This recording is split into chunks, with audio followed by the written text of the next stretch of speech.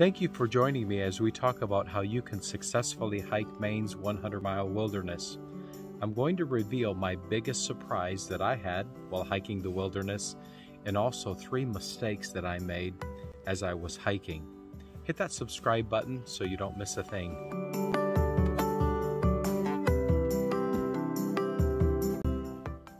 Preparation is so important to complete this bucket list hike.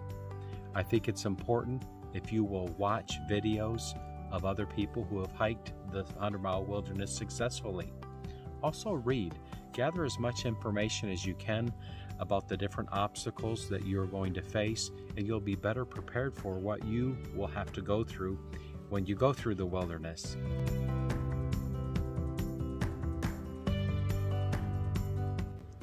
To successfully hike the 100-mile wilderness, I think it's important to navigate with GPS instead of paper maps.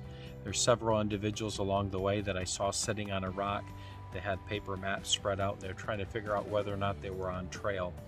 There are 2 different apps that are very specific that you can use. You don't have to have online service, but they'll use your GPS to keep you right on the trail.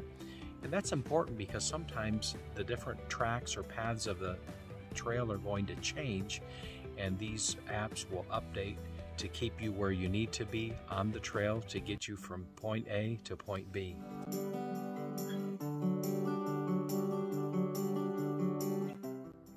As you navigate, have an overall plan. Write it out. How many days are you planning on this taking? Where are you going to stay? Are you going to use a tent, or are you going to plan on staying in the shelters? Some folks use a hammock. Whatever your plan is, plan it all out.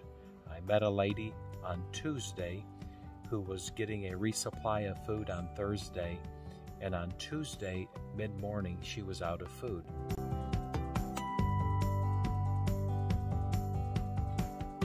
Now that we've talked about planning, be willing to adjust your plan.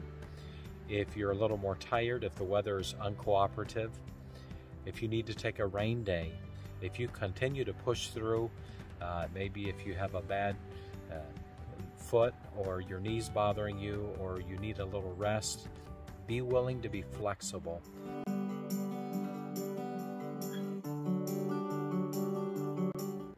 I can't say this enough. Adjust your pack weight.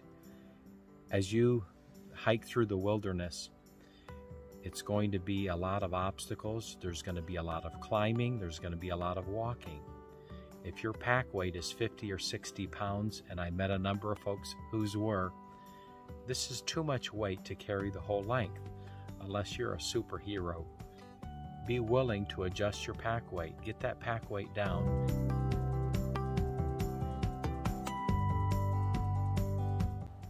Have an emergency plan, whatever that is. I carried into the 100-mile wilderness 2 different phone numbers of individuals who could come and pick me up at several logging roads. I also had an emergency kit that I carried with me with some different supplies that I might need. These are things that you may not need, but there may be things that you do need. I shared some of my medical supplies when I was going through the wilderness.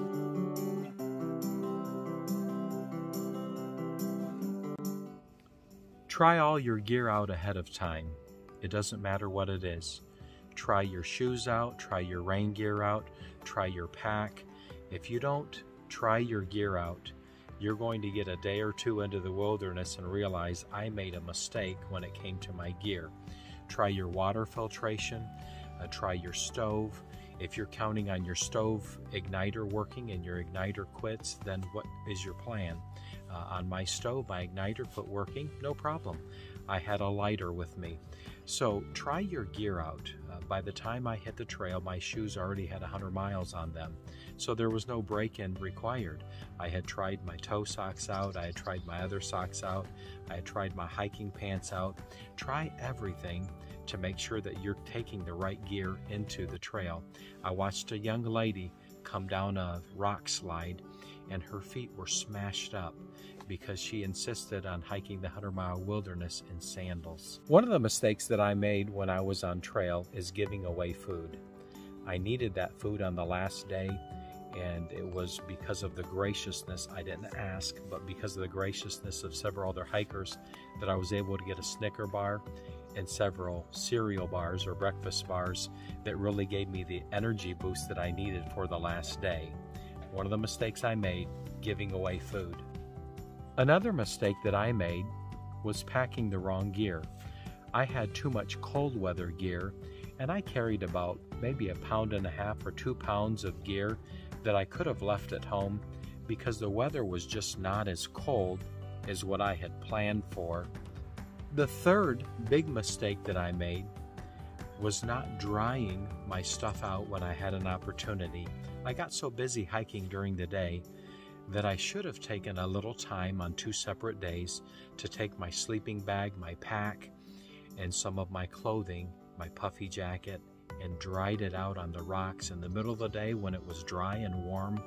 That would have reduced my pack weight. What was happening as I hiked the 100-mile wilderness and I ate all my food, my pack should have been getting lighter, but my pack was getting heavier because all of my items were getting wetter, they were absorbing more water, and they were adding pack weight.